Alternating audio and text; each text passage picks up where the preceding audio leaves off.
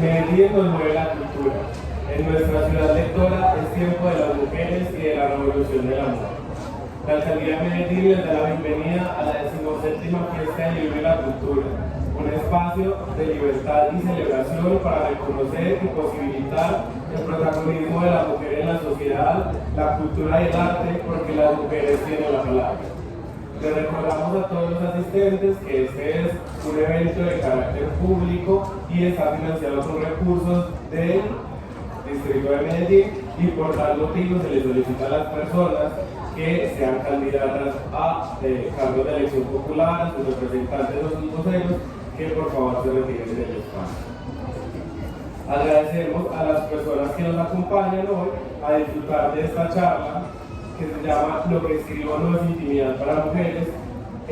Agradecemos a las entidades que organizan y son aliados de la Fiesta del Libro, la Alcaldía de Medellín con su Plan Ciudadano de Lectura, Escritura y Realidad, el sistema de bibliotecas en Medellín Todo Florece, los grandes aliados Confama y Confenalco, EPM, Fundación Santa Rosa Concha, el Programa de Desarrollo Local y Presupuesto Participativo de la Secretaría de Cultura, con el apoyo de la Red Nacional de Mujeres, y las más de 50 entidades públicas y privadas, nacionales e internacionales, que apoyan y hacen posible esta fiesta incomparable.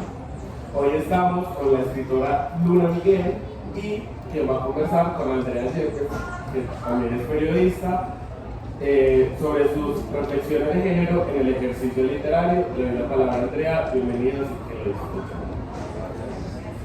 Muchas gracias por venir a todos, y bueno, sin más, arranquemos.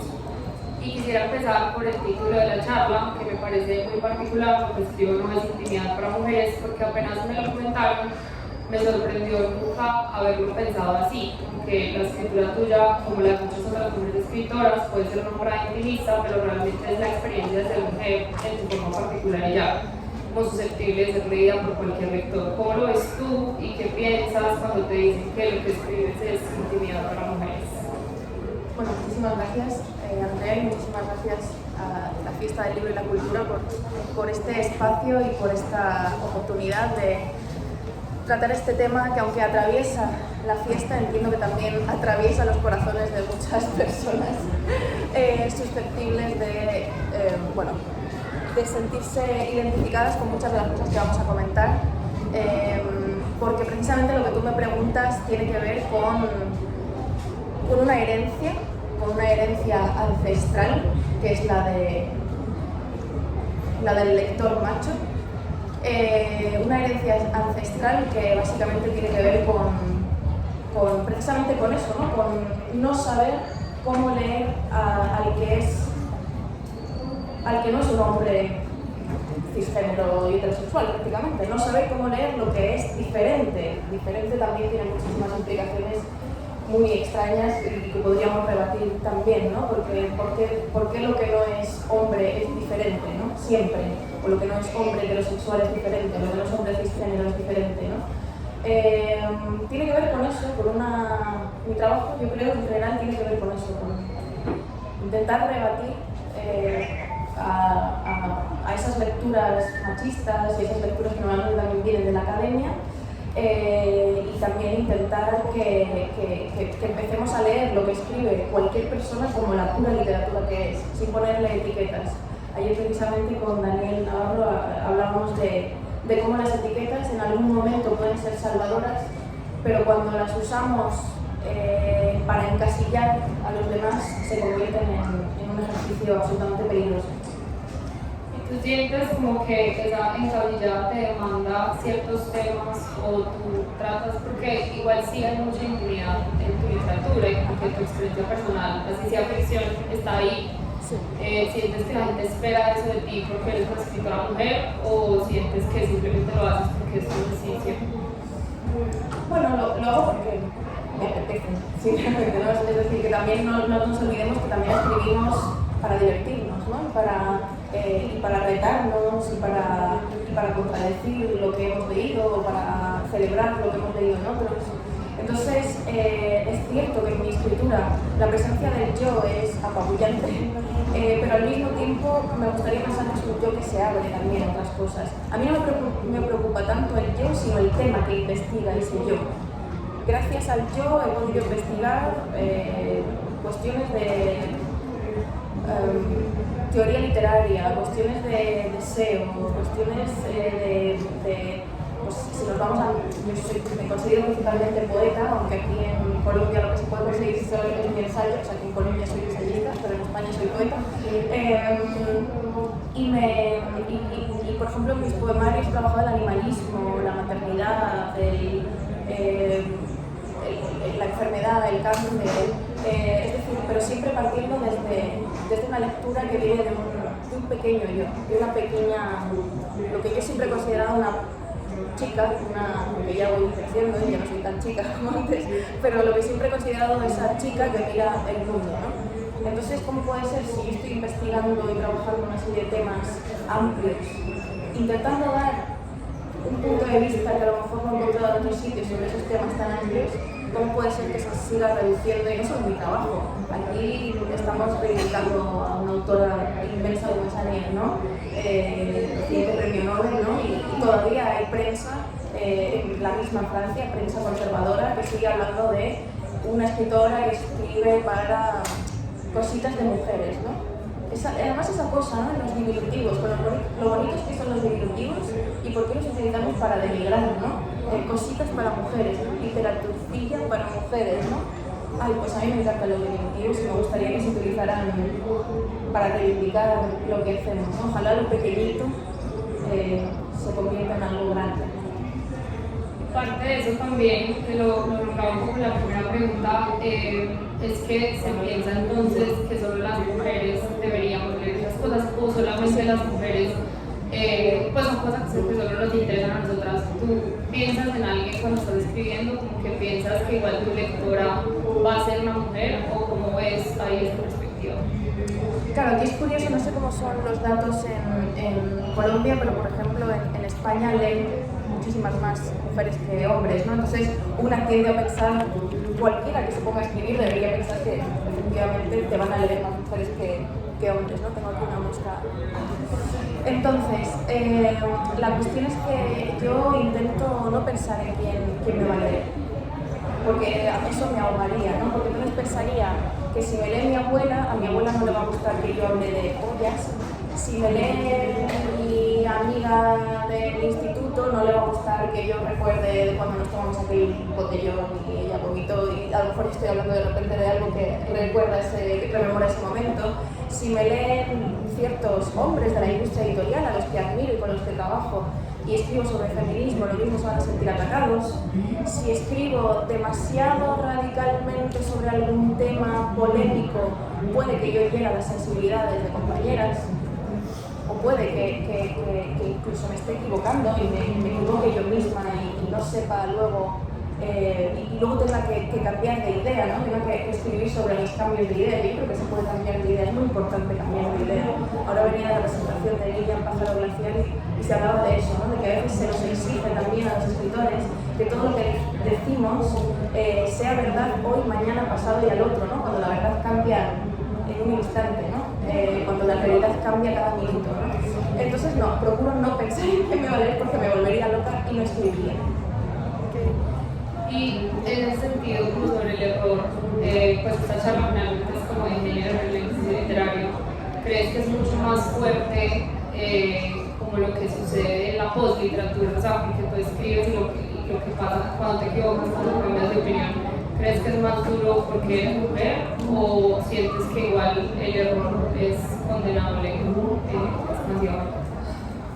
No lo sé, yo creo que lo peor que existe ahora mismo en el mundo es Twitter. En Twitter que no nos dejan equivocarnos nunca, ¿no? Siempre se puede viralizar cualquier chorrada y es muy difícil no cambiar, es muy difícil mantener una conversación sensata en cualquier instante, ¿no? Entonces por eso prefiero no darle vueltas a las cosas, o sea, prefiero no pensar qué se va a pensar de mí cuando escribo, porque entonces, insisto, no escribiría y sería aburrido. Lo que me gusta en todo caso de todo esto, de toda esta industria, es ver las respuestas después, ¿no? Es sentarme aquí contigo y charlar sobre literatura y género, es mirar mirar quién ha escrito, qué reflexiones que se han hecho a partir de textos que he podido escribir yo, de propuestas que he hecho. Yo, por ejemplo, trabajo como editora. Yo creo que mi influencia en el mundo literario no es más que como autora, sino como editora, porque estoy constantemente trabajando con otras autoras y trabajando los textos de otras personas, las promociones de otras personas, la incidencia de otras personas en nuestras bibliotecas y en nuestras librerías, ¿no? Entonces intento que el diálogo suceda al instante, ¿no? Intento no fijarme tampoco en esas cosas reprochables, porque efectivamente, por ser mujer, efectivamente te van a reprochar las cosas, y encima tienes tatuajes, y encima eres madre separada, y encima no sé qué, y sumas todas esas etiquetas, y entonces sabes que la burla, la crítica va a ser mucho más grande. Ya es que fíjate, ya esas críticas absurdas y machistas, ni siquiera es por lo que has dicho, es por lo que eres o por cómo luces. Entonces, prefiero alejarme de eso, porque si no sufriría demasiado. Creo que ya he sufrido toda mi juventud, he sufrido mucho pensando en el qué pensarán, en el qué dirán, en el me tengo que comportar bien, tengo que ser correcta, no puedo salirme de mi tono, no puedo hablar demasiado de este tema polémico. Ya estoy harta de eso, ¿no? Prefiero pelear después, en todo caso. En tu trabajo como editora, ¿tienes alguna consideración especial con las mujeres escritoras? O sea, ¿es algo en lo que piensas y es algo en lo que activamente trabajas? ¿O cómo lo ves? Porque se ha vuelto también como un mandato, pero también un mandato que si no está ahí, pues va a ser mucho más difícil como acortar esa brecha. No me voy a arriesgar diciendo esto porque creo que es una certeza, aunque puedo cambiar de idea dentro de unos días, pero ahora mismo para mí es una certeza. Creo que recibiendo la cantidad de manuscritos que recibo, leyendo a gente muy joven, gente inédita, gente muy nueva que me manda sus trabajos, creo que hay mucho más riesgo en el trabajo de ellas, mucho riesgo formal. O sea, no estoy hablando ya de temas que haya riesgo en la narración de lo íntimo, porque eso ya creo que es algo que es muy común y que es prácticamente imposible no ir a una escritora millennial y no ver que haya escrito sobre sí misma en algún momento, trabajando esa intimidad de la que hablábamos antes, ¿no? Y removiéndola y estirándola y cambiándola, ¿no? Lo que sí que veo es eso, en ese estirar y en ese cambiar lo que veo es mucho riesgo formal. Y eso me interesa mucho, ¿no? Que haya tantas mujeres experimentando con la forma, la mezcla de géneros, mezclar el ensayo, la novela, la poesía, la música, el activismo. Bueno, o sea, creo que hay un riesgo formal bastante impresionante, y eso me lo encuentro más en lo que leo en mujeres que en hombres.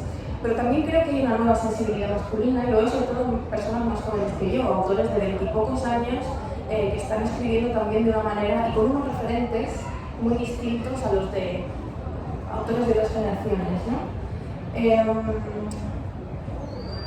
Entonces mi trabajo está dividido un poco en dos. Por un lado, buscar a esas nuevas voces en español, y por el otro, intentar también recuperar a las autoras un poco a las que dejamos bastante olvidadas, y que creo que una generación como la nuestra, que es tan hiperconsciente de todo lo que está pasando y que estamos tan enteradas de todo lo que está pasando y que ya sabemos por qué hay que ser feminista y ya sabemos quién es Simone de Beauvoir y ya podemos acceder a muchísima información a la que antes no podíamos acceder. Me parece que es muy importante que nuestro trabajo también sea de recuperación de las que escribieron antes que nosotras, porque nosotras no nos hemos inventado nada nuevo muchas veces. Yo hablo de sexo, pero es que de sexo ya hablabas hace.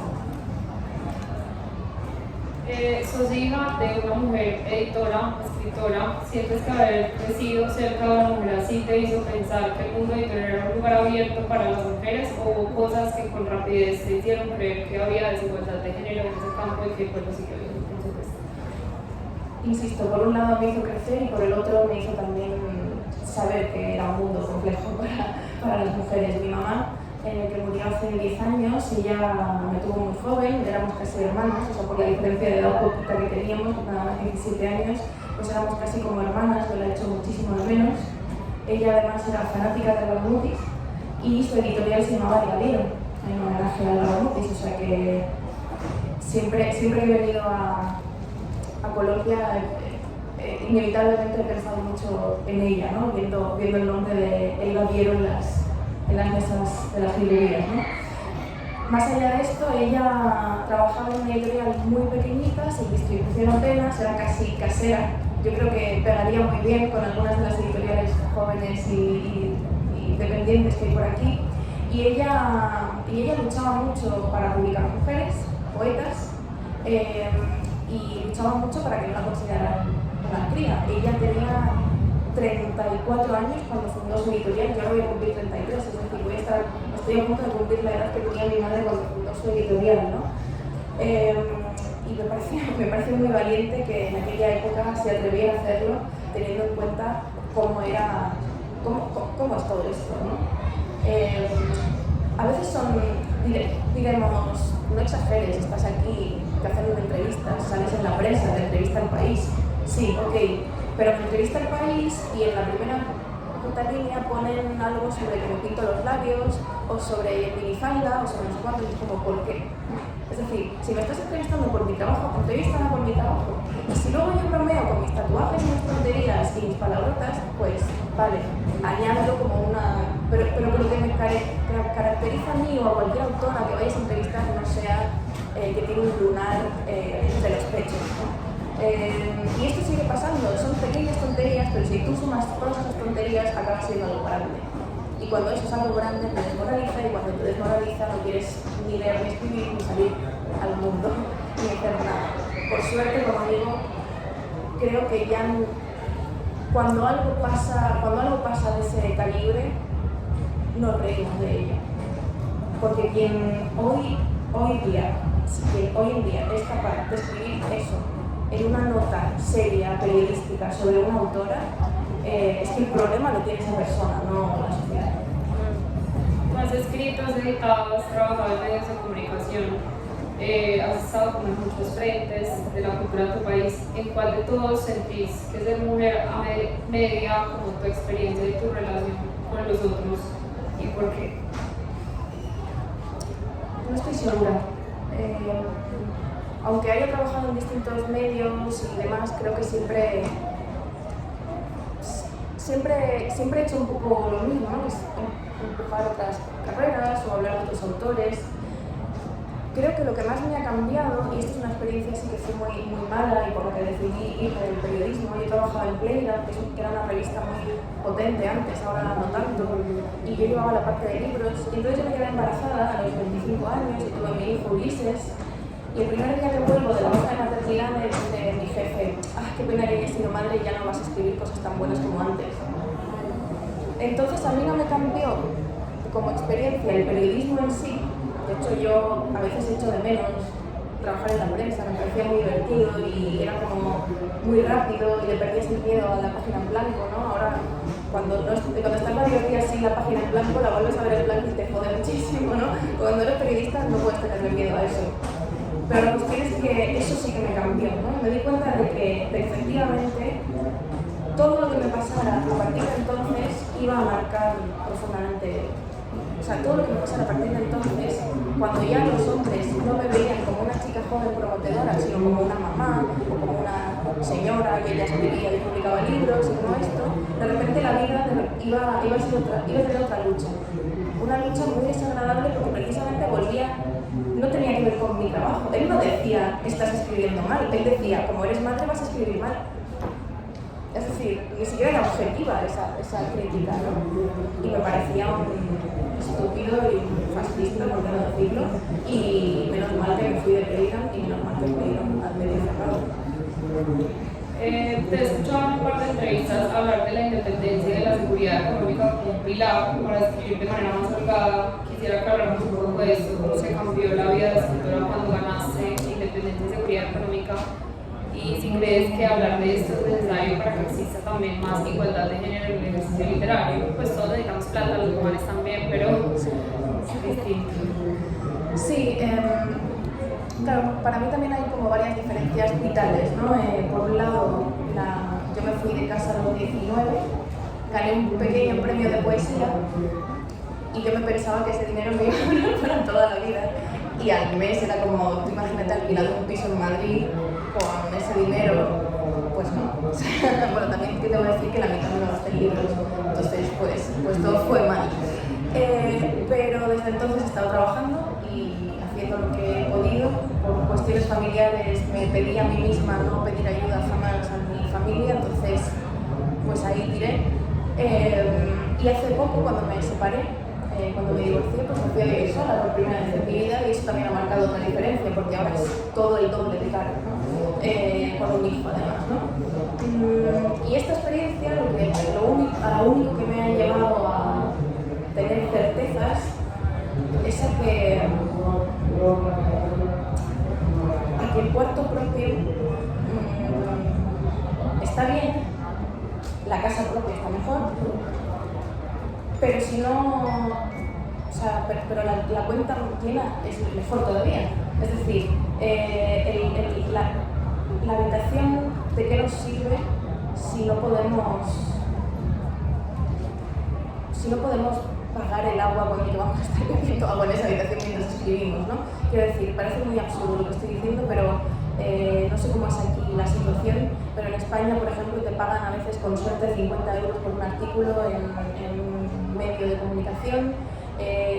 Si tienes suerte puedes tener un sueldo de 1.000 euros, 1.000 eurista como redactor o como becario en una editorial, y ten en cuenta que un piso cuesta 900 en Barcelona y en Madrid. Entonces, claro, pues ¿qué te queda para comer? ¿Qué te queda para pagar autónomos? Que ahora mismo son 300 euros lo que pagamos de cuota de autónomos, que bueno, pues sí que tienes el médico y la seguridad social, pero pagas 300 putos euros de autónomos.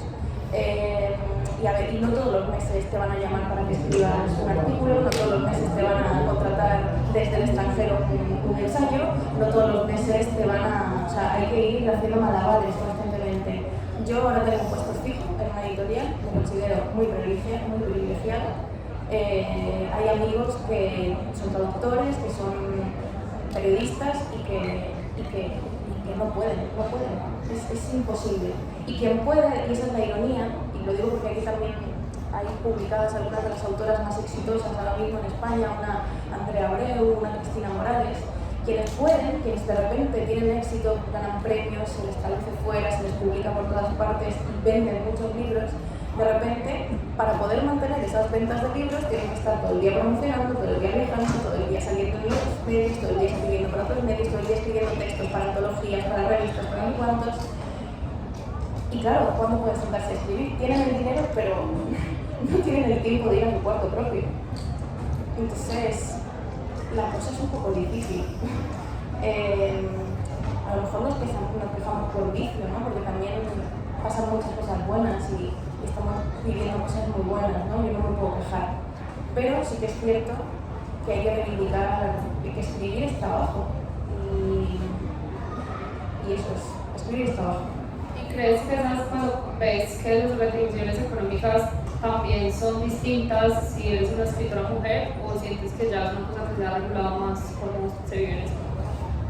Los adelantos suelen ser privados, no sabemos qué cobran los escritores y las escritoras por adelanto en las editoriales, así que no puedo responderte con datos verdaderos y reales y realistas, pero sí que es verdad que uno luego mira los premios y las becas, porque ya no solo las editoriales, sino a quienes se les dan las becas, quienes reciben las ayudas. Y yo, por ejemplo, vivo en Cataluña y que hay muchos sistemas de becas para escritores, casi todos lo reciben hombres. Entonces, a lo mejor en las librerías hay más libros de mujeres, pero quienes siguen cobrando más por escribir los libros son ellos. Entonces, mires donde mires, siempre van a estar los flecos sueltos. Es decir, todavía quedan muchas cosas por resolver y la manera de resolverlas también será variada y distinta en cada momento, ¿no? A veces hay que entrar dando una patada y rompiendo la puerta y gritando, ¿no? Yo siempre pienso en esto que pasó en Barranquilla con las amazonas, ¿no? De Marvel Moreno, y en esa manifestación que hicieron, que salieron con camisetas gritando ese tipo de las amazonas, y que gracias a esa manifestación de repente tenemos una novela de Marvel Moreno que estaba oculta en un baúl, ¿no?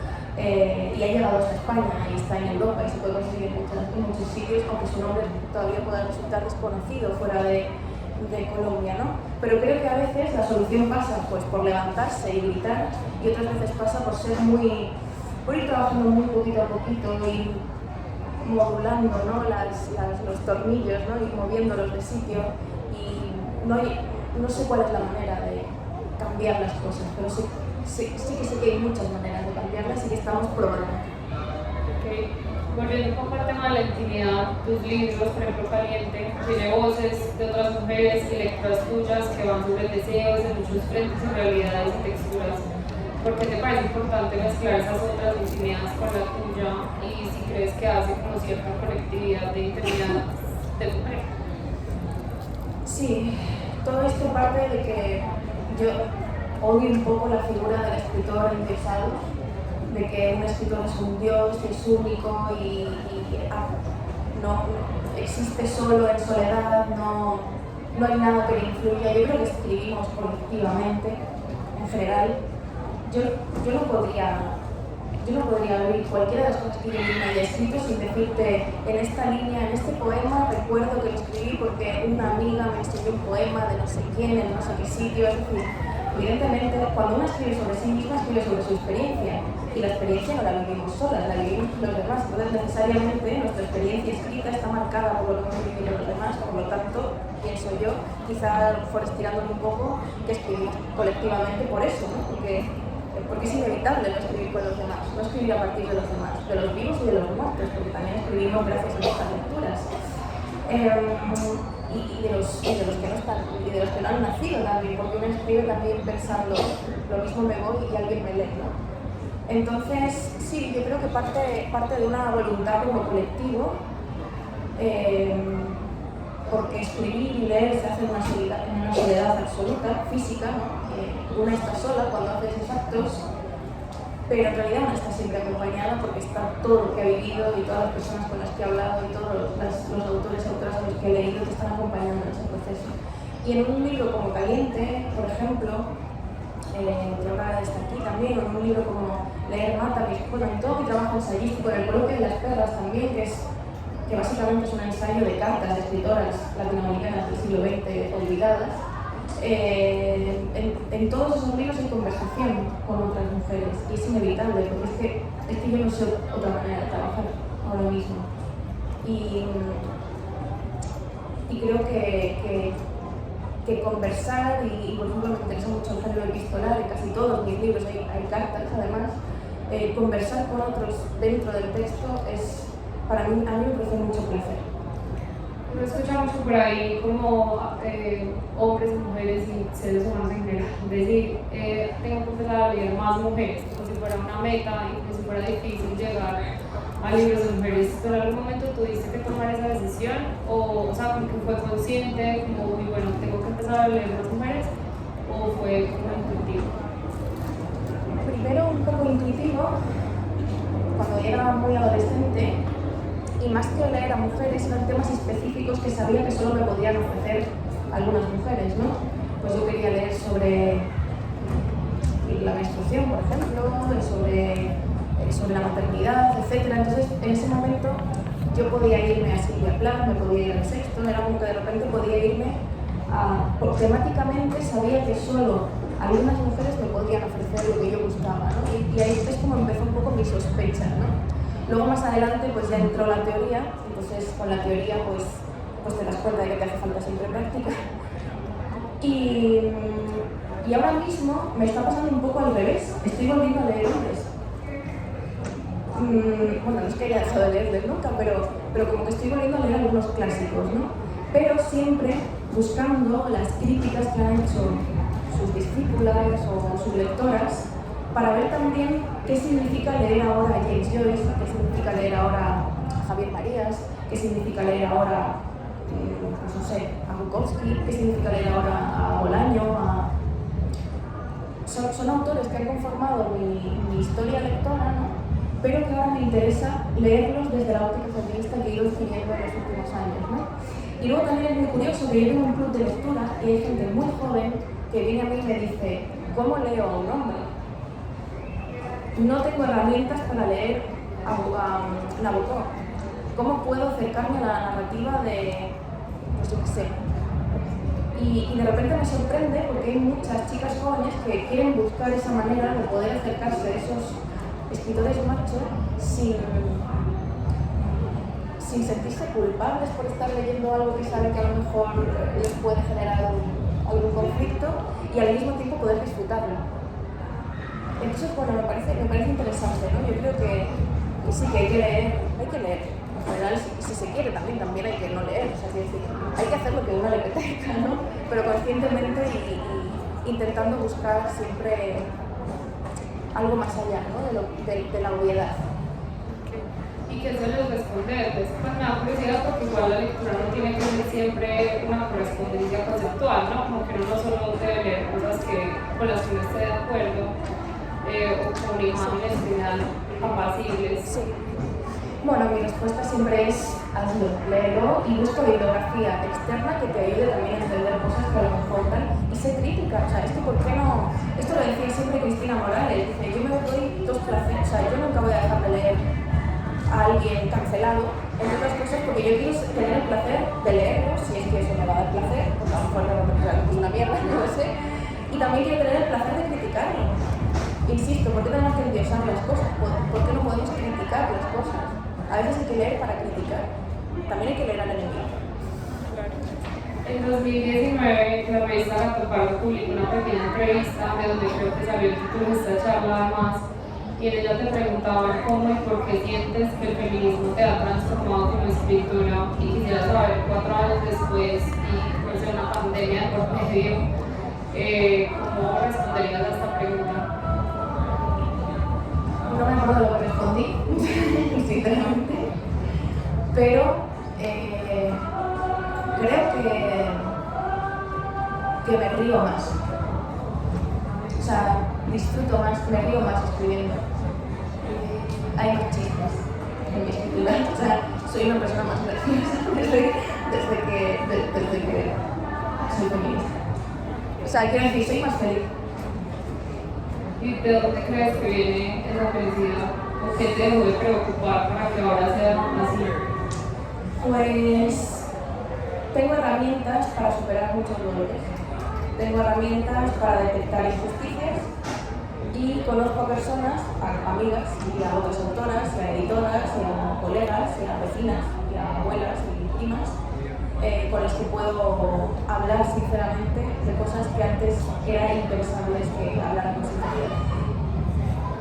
Digamos, después de haber sido mamá y de tener una experiencia de mujer en general, pues desde muchos frentes, desde el deseo, desde tu trabajo, tu cuerpo, ¿sientes que la maternidad sí cambió de alguna manera? Pues estoy segura que no escribes pero sí cambió de alguna manera tu mirada frente a tu propia escritura.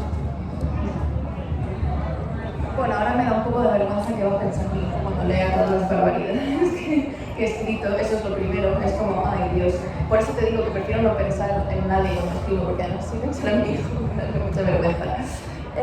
Pero sí que es cierto que, esto siempre lo digo, ¿no? Que me ha dado orden. Es decir, yo soy una persona súper desordenada y el hecho de tener a una persona a mi cargo que necesita unas horas de orden y de comer a una hora determinada y salir y ducharse y tal y al cole, eso a mí me hace que yo me levante de la cama, sinceramente. O sea,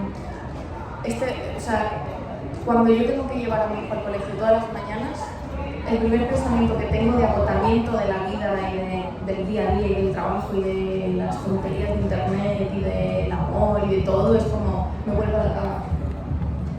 Me volvería a la cama hasta que saliera del colegio y estaría aquí acurrucada, un poco dejando que la vida pasara, ¿no? Porque yo en realidad siempre he sido muy depresiva en ese sentido, pero la maternidad me ha dado la fuerza para estar despierta trabajando. Escribiste un libro llamado Poesía Masculina, donde los poemas eran escritos por un hombre, y quisiera saber cómo fue el proceso que leíste, pero sobre todo qué sentiste al habitar con esa ficción de un cuerpo de hombre y de un deseo de hombre además. Fue muy liberador. Yo creo que también fue muy liberador ver que adoptando todo aquello que asociamos a la masculinidad y poniéndome lo que creo que escritura, a mí me hizo divertirme profundamente, me hizo sentir una libertad extraña que nunca había sentido y me hizo también valorar y apreciar la ficción, ¿no? El trabajar la ficción no solo desde la narrativa ficcional, o sea, no solo como cuentista o novelista, que creo que no lo soy, sino desde los géneros que sí me gusta practicar, que son el del ensayo o el periodismo y el de la poesía, ¿no? Entonces de repente me di cuenta de que la poesía a través de la poesía podía explorar unos grados de ficción de los que yo no había sido consciente hasta ese momento. Y eso me divirtió mucho. A mí me encanta mentir, entonces me encanta la ficción. ¿Y crees que encontrar esa voz masculina para este ejercicio de alguna manera te hizo como conectar y entender más tu escritura o la forma como en la que se mueven tus ideas que vienen inevitablemente de un cuerpo de mujer? No sabía decirte. Es que no sé si alguna vez me has cumplido ya esa pregunta o no, pero no sabría qué responder. Es decir, yo, precisamente ese libro es el que menos corporal he sentido. Porque como me tenía que disfrazar, en todo caso no notaba nada porque el disfraz era muy pesado. El disfraz de hombre en ese momento era tan pesado sobre mí que yo no sentía nada. ¿Te ha pasado en algún otro ejercicio de escritura o es la única vez que te has sentido así? Creo que es la única vez, por eso creo que es mi libro favorito de todo lo que he escrito. Tu relación con el cuerpo tiene manifestaciones muy particulares. Pienso mucho en ese performance que hiciste leer por 48 horas seguidas en público, pero aún así como de forma íntima. ¿Qué te movió a hacerlo? Y pues como usar tu cuerpo de lectora así, porque es otra manifestación también distinta. Bueno, esto ayer lo comentábamos un poco, ¿no? La performance de La muerte de la lectora, donde estuve en Madrid 48 horas seguidas leyendo en una especie de teatro. En realidad parece que viene de la nada y que es una locura, que un poco lo es, pero yo ya había experimentado previamente mi faceta un poco performer o actriz, por decirlo de alguna manera, aunque yo no quiero llamar actriz, más performer o declamadora. Yo había hecho antes una obra de teatro que se llamaba Ternura y Derrota, que de hecho la fotografía que aparece en la cubierta de Rey Naranjo de Leer Mata es un momento de la obra de teatro que hice en Madrid, Ternura y Derrota, donde también son cartas, donde también es una obra de teatro epistolar, donde yo reflexiono sobre el consentimiento en un momento en el que en España se hablaba mucho de la ley del solo sí es sí, de nuestra ministra de Igualdad, ¿no? Es una ley muy polémica que de hecho ha sido tumbada, después de haber sido aprobada ha sido tumbada, ¿no? Así está el consentimiento en España, tumbado. Y todo esto te lo digo porque para mí la performance de La muerte de la lectora era una consecuencia también de la obra que había hecho en ese momento, Ternura y Derrota, y de otra que hice a propósito de la figura de Don Juan en el siglo XXI, también un poco alrededor del consentimiento y de la libertad, ¿no? Y de repente esa lectora que estaba ahí leyendo durante 48 horas iba vestida con un pijama negro, con los labios pintados de rojo, el pelo suelto, exactamente igual que iban vestidas los personajes de esas otras obras, ¿no? Entonces para mí era como un experimento también de cómo llevar mi escritura a la escena y coquetear con la dramaturgia y con el teatro, y para mí esa performance, aparte de un juego divertido de estar loca totalmente 48 horas desfalleciendo en un escenario sin poder hacer otra cosa que no sea leer, pues aparte de eso era una consecuencia, ¿no? De una puesta en escena de mis ideas. ¿Qué emociones transitaste como en esa performance? ¿Cómo fue? Y pues qué sentiste? Porque es un poco extremo. Fue difícil porque estás indefensa, estás sola, aunque había mucho público, a veces había mucho público, luego no había nadie, eran 48 horas, ¿no? Entonces a las 6 de la mañana a veces estabas sola y no sabías qué iba a pasar, ¿no? Y quién iba a ver allí y si podía venir alguien y asesinarte, ¿no? O sea, quiero decir que de repente yo a veces me quedaba como en duermevela, ¿no? Porque ni siquiera me dormía del todo y de repente como que sentía, o sea, soñaba o pensaba que mientras estaba leyendo Jane Eyre iba a oír a alguien asesinarme, ¿no? Es decir, que tuve unos episodios de locura fuertes. Y luego, al final fue súper emotivo, ya hacia el final, ya al borde de llegar al tercer día, ¿no? Ya solo pude leer en voz alta. Y leí las obras, durante las últimas 2 horas, me cambié de ropa además, un poco dejando de seguir las normas que me había impuesto de ir todo de negro, me puse una camiseta blanca porque además estaba sudada y empezó a hacer calor en Madrid, era ya una cosa como desagradable, ¿no? Además esta cosa de la aparente comodidad, ¿no? Vas en pijama, vas a estar 2 días en pijama leyendo en una cama, qué cómodo, ¿no? No, era muy incómodo, se sufría mucho allí, ¿no?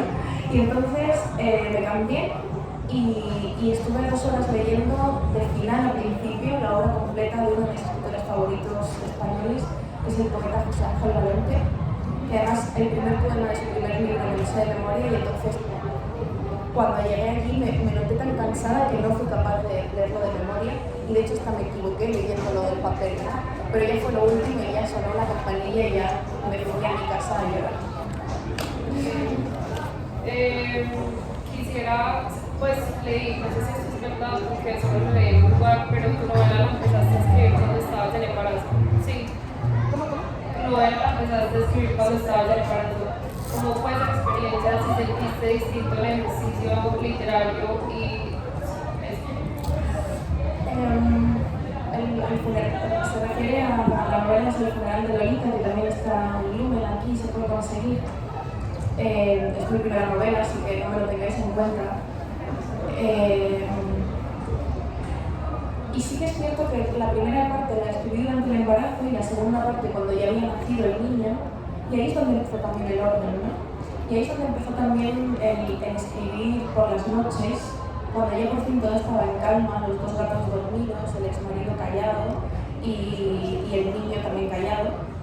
Y de repente se convirtió ahí es donde me di cuenta de que yo era una escritora nocturna. Hay un escritor argentino que vive en España que se llama Andrés Neumann, quizá lo conozcan, que tiene una pareja que se llama Erika Martínez, que es una poeta buenísima, y siempre me dice él que a veces solo se encuentran o sea, que no se encuentran en la vida porque ella escribe por las mañanas y él escribe por las noches, y entonces como que a veces no coinciden más que unos pocos minutos en la cama, ¿no? Yo soy un poco así, yo soy del equipo Neumann, ¿no? De escribir por las noches hasta que el sueño me mate, y hasta que el sueño mate un poco también a la página, ¿no? El sueño es el que decide dónde pongo el punto final de muchas escenas o de muchas investigaciones, y eso me gusta. Me gusta porque es como una especie de resistencia, ¿no? Es como sigues escribiendo resistiéndote al sueño, ¿no? Y eso es como estar luchando ahí, ¿no? Y por eso a mí me aburre escribir por la mañana, porque no tengo ese cansancio. Entonces, lo que me gusta es escribir con cansancio. Y embarazada estaba cansada todo el rato, por lo tanto escribí muy cansada, y eso se nota con la novela. Has contado pues, en muchos espacios que tus papás te daban muchos libros, pero también te prohibían otros, y que finalmente esos que te prohibían fueron como los que te engancharon y te enganchaban más. Y me pregunto si también como esa sensación de prohibición te ha llevado como a estos lugares eróticos y sensibles y abiertos y generosos con la información, a pesar del misterio que siempre está ahí, como que si te dio de alguna manera un estilo o un frente temático también con esa experiencia de prohibición. Sí, totalmente. O sea, me interesan los temas tabú, que además creo que no lo son. O sea, yo creo que ya no existen los tabúes. No existen en los temas los tabúes, existen en las personas. Y existen en las personas que quieren prohibir esos temas. Pero el tema de por sí no es tabú. No sé si tiene sentido. Pero sí que es cierto que alguna vez lo he contado, ¿no? que en mi casa estaba prohibida una antología de poetas suicidas y un libro, Las 11.000 vergas, de Apollinaire. Y entonces, claro, pues luego, ironías de la vida, los temas que yo no estaba facilitando son la muerte y el sexo. Es nuevamente luchar, ¿no? Igual que luchas contra el sueño, luchas contra la prohibición, ¿no? Yo creo que soy como muy eso, ¿no? Como muy gatita, y como una última pregunta para entrar como al espacio de las preguntas por si tienen para que las vayan pensando, y es que finalmente pues tú escribes desde un cuerpo de mujer y quisiera saber si sientes poder al pensarlo así, si hay algo que te envalentona de alguna manera saber que sos mujer. Nunca he pensado en eso. No lo sé. Depende del día, supongo. Es que tampoco sé con qué identifico, o sea, no lo sé. Está bien, No lo sé. bueno, ¿alguien tiene alguna pregunta?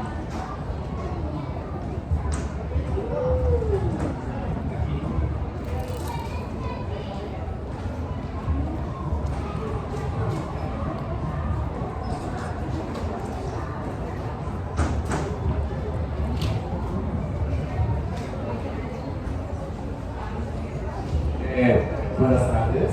La verdad es una inquietud, que es más una provocación que una pregunta.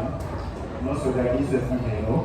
Desde cuando llegué, tampoco soy un especialista en feminismo, pero desde cuando llegué me impactó mucho el reggaetón, los bailes de reggaetón, que va a guiar un padrón donde es siempre lo mismo, la mujer, las rodillas, el hombre por detrás pegando. Entonces, tú que aprendió el hombre adelante y la mujer por detrás, si hubiera dos mujeres o si hubiera dos hombres bailando, entendería que sí, que es normal. Ahora, cuando siempre un patrón que se repite y siempre la mujer por adelante, para mí parece mucho más una reproducción del patriarcado do que un empoderamiento femenino por el cuerpo femenino. Entonces, por favor, claríame lo que se pasa, porque para mí ese tema de las mujeres es muy importante, pero me parece muy conflictuoso con esta cultura del reggaetón. Y me creo que hay una extranjera, española, o una colombiana, entonces quizás hay una abordaje más amplia del tema. Yo soy brasileño, Eleno Francisco. Gracias. Gracias, Francisco. A ver, yo no soy experta en reggaetón. Yo te puedo hablar de poesía, aunque creo, y lo he dicho ya varias veces, y se hizo viral en El País, y fue la noticia más leída del país durante una semana, el titular era "Creo que Bad Bunny es literatura". Entonces, partiendo de esto, y ahí no he cambiado de idea, partiendo de esto, solo puedo decir que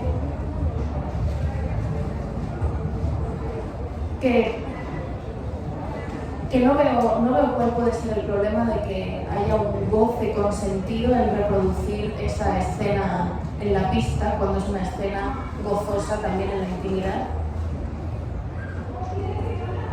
Y que no me parece cierto que no haya espacios, quizá a lo mejor es porque no han sido espacios queer, etcétera, donde eso no se reproduzca entre personas de distintos géneros o del mismo género o de distintos sexos, pero yo creo que es importante también. O sea, a mí lo conflictivo de la pregunta es, uno, que sea esa pregunta de por qué estamos optando por empoderador algo que yo creo que no lo es, ¿no? A mí me parece que hay que ampliar un poco más la vista, que hay que mirar verdaderamente qué se está reclamando cuando se dice que eso es empoderador y quién lo está diciendo. Y a lo mejor también hay que darse cuenta de que lo que para una persona es empoderador, a lo mejor a nosotros nos sigue pareciendo carca porque no lo comprendemos, ¿no? A mí hay cosas que la gente reclama como empoderadoras que para mí no lo son, porque a mí no me empoderan, pero ellos sí. Entonces tampoco tenemos que... La igualdad no es que todo tenga que ser igual, es que todos podamos comprender lo que le gusta o lo que le disgusta al otro y no criticarle por ello. Para mí eso es la igualdad, ¿no? Entonces es complicado porque, insisto, yo no pertenezco a esta ciudad ni salgo a bailar reggaetón en esta ciudad, pero sí que lo hago en Barcelona con amigas, con amigos, con gays, con queers, con quien sea, o con tíos, y me encanta que un tío se me ponga detrás y me perree. Y me siento fenomenal cuando eso pasa, porque yo quiero que pase. Si no quiero que pase, es cuando está mal. Pero si quiero que pase, está perfecto. Es el consentimiento. ¿Alguien más? Cuando tocabas en la novela que escribiste que estabas embarazada, hiciste una parte antes y una durante el embarazo. ¿Notaste alguna diferencia en la escritura o en las sensaciones? Sí, o sea, como que antes tenía prisa por acabar la novela, precisamente porque pensaba que la vida no me iba a dejar, la vida como madre no me iba a dejar escribir, era una cosa, una losa que tenía aquí de guau, hasta yo me lo creía, ¿no? Se te dice tantas veces que la vida va a cambiar tanto que a saber quién soy mañana, ¿no? Cuando esta cosa salga de aquí, de repente a lo mejor soy una persona completamente diferente y me di cuenta de que era igual, de que yo era la misma, de que simplemente pues estaba un poco más cansada, bastante vanguardia y de que iba a tener que ir un poquillo al gimnasio porque encima como diabética me pesaba 80 kilos, imagínate. No, pues 60, es decir, que bueno, ese bebé estaba ahí ocupándome entera, ¿no? Hablamos ayer del ocupar y del acaparar, pues ese bebé me acaparaba todo, ¿no? Y me hinchó por todas partes, ¿no? Y eso me hacía pensar a mí que efectivamente iba a ser distinta, entonces la primera parte yo creo que es mucho más rápida, está escrita de una manera mucho más veloz y la segunda parte de repente hay mucha calma y creo que el tema está mucho más bajado, ¿no? Y hay más experimentación también y de repente hay un poquito de realismo alucinado y o sea, como que disfruté mucho más la última parte precisamente por eso, porque sabía que nada, o sea, que si eso no me había cambiado, como me decía que iba a pasar, que yo iba a ser otra mujer después de ser madre, ya que me iba a convertir en otra mujer, que iba a ser siempre yo, por lo tanto podía seguir escribiendo tranquila.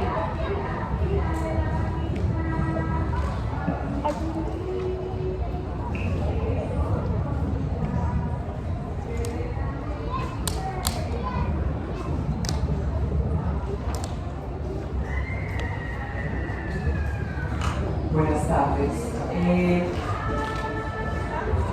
A partir del ejercicio del coloquio de las perras, de todos esos ejercicios tipo de dedicación y de recuperación de voces de autoras latinoamericanas de habla hispana que nadie conoce, pues me gustaría que nos contaras, además de esas, que has descubierto en los últimos años que quisieras, como que sentís que de verdad tenemos que leer. Muchas gracias. Pues sí, siempre me obsesiona hacer como una segunda parte, una versión ampliada, con más investigaciones. Por ejemplo, mi gran obsesión de 2023 ha sido Concha Urquiza, que es una escritora mexicana, que de hecho yo la descubrí porque me obsesiona la mística últimamente, entonces como que leí que era una escritora mística mexicana muy secreta, me obsesioné en buscarla, la buscaba, no la encontraba en librerías de segunda mano, yo escribía por Instagram o llamaba por teléfono a México a librerías y me decían que no tenían los libros, era todo muy difícil, las fotos de ella son muy raras, los poemas muy poquitos por internet. Y de repente, en mi club de lectura estábamos leyendo a Bolaño y de repente estoy mirando cuáles son las equivalencias de los escritores real-visceralistas de la novela en la realidad y de repente Cesárea Tinajero está basada en Concha Urquiza y yo no. Es decir, que la Cesárea Tinajero, es decir, la ídola, ¿no? de esa novela icónica que a mí también, que yo leí a los 18 y que me ha obsesionado desde entonces, y a quien no, de repente me doy cuenta de que esa escritora mexicana inencontrable era la que buscaban los personajes, o sea, ya era inencontrable para Roberto Bolaño, ¿no? Y me obsesiona esa mujer, porque de toda esa generación es de las únicas que está muy mal editada, incluso en México, y al final, gracias a una librería, la conseguí y pues me encantaría poder escribir algo sobre ella, evidentemente. Así que yo recomiendo mucho que la busquéis, lo poco que hay en internet es poesía mística, muy humorística también, será por la rima, y yo creo que ella podría estar ahí perfectamente puesta, ¿no? en ese trono, ¿no? Luego, por ejemplo, es que claro, me pillas ahora, aquí estoy obsesionada con María Mercedes Carranza, que ya la tenéis más que estudiada, aunque a mí me encantaría poder contar su historia para lectoras españolas, Bueno, y luego estoy pensando en autoras chilenas. Creo que se llama... No, es que se me ha ido el nombre ahora mismo. Bueno, una poeta chilena también. Insisto, estoy muy metida en la mística, entonces todo lo que sean poetas místicas latinoamericanas, dádmelo. Porque lo necesito. Porque estoy harta de leer a poetas místicas europeas y todas así como de Bélgica y tal, y ya no quiero más Bélgica, ya quiero otras cosas. Pero sí, supongo que escribiría solo un libro sobre Concha Urquiza, lo siento, no podría seguir ampliando el coloquio de las penas. Pero si quieres me puedes pasar tu mail y te mando descubrimientos recientes porque ahora se me ha ido todo de la cabeza. Perdón. ¿Alguien más quiere hacer una pregunta?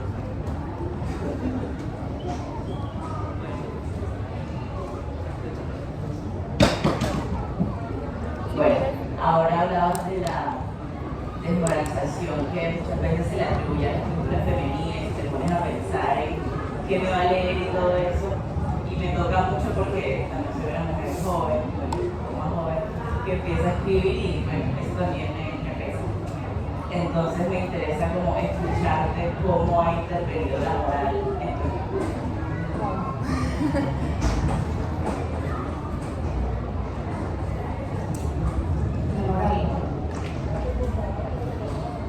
Pues no lo sé, o sea, quiero decir,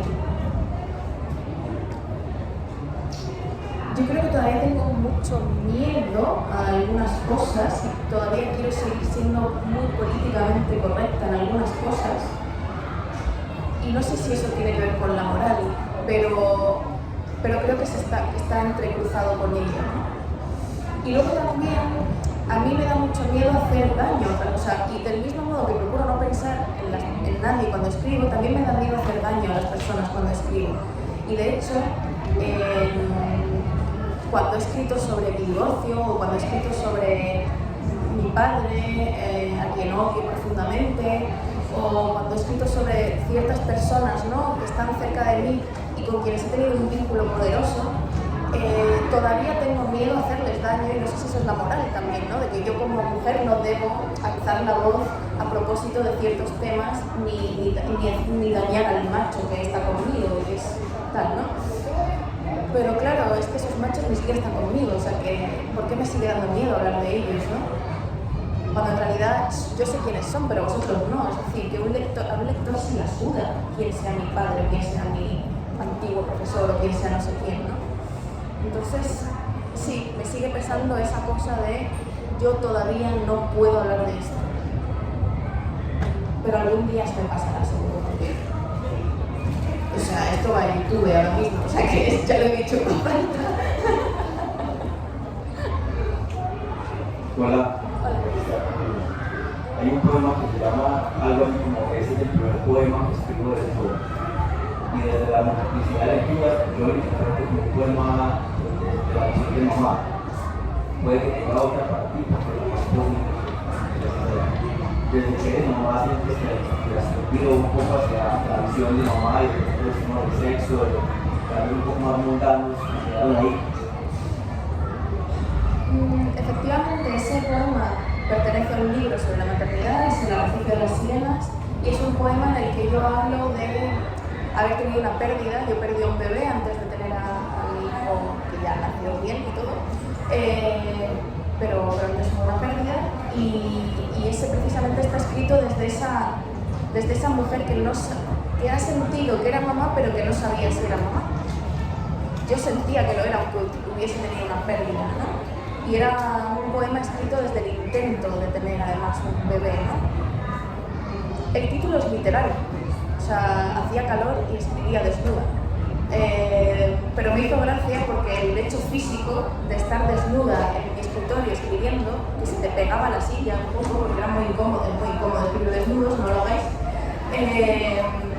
O sea, te pegas a las sillas y hay un cuerecillo, pues peor. Y entonces me dio como la risa cuando yo estaba escribiendo ese poema sobre quererse, o sea, sobre el deseo, ¿no?, de la maternidad, el deseo de volver a sentir aquello dentro de mí. Me hizo risa porque yo realmente estaba desnuda, ¿no? Y entonces era como, este poema se tiene que llamar así, ¿no? Entonces, sí, yo siento que quizá la maternidad me ha dado una visión más irónica de lo físico. Yo antes era muy sufrida, entonces escribía cosas como mucho más sufridas, o sea, como fan de Pizarnik y Scorpio, pues se entiende. Pero sí que es verdad que también con la maternidad y luego ya con algunas de las autoras feministas potentes que a mí me gustan, como hemos hablado antes, una Cristina Morales, una Lili Despentes, etc., aprendí que el humor era muy importante y que yo no podía quitar el humor de mi literatura. Muchas gracias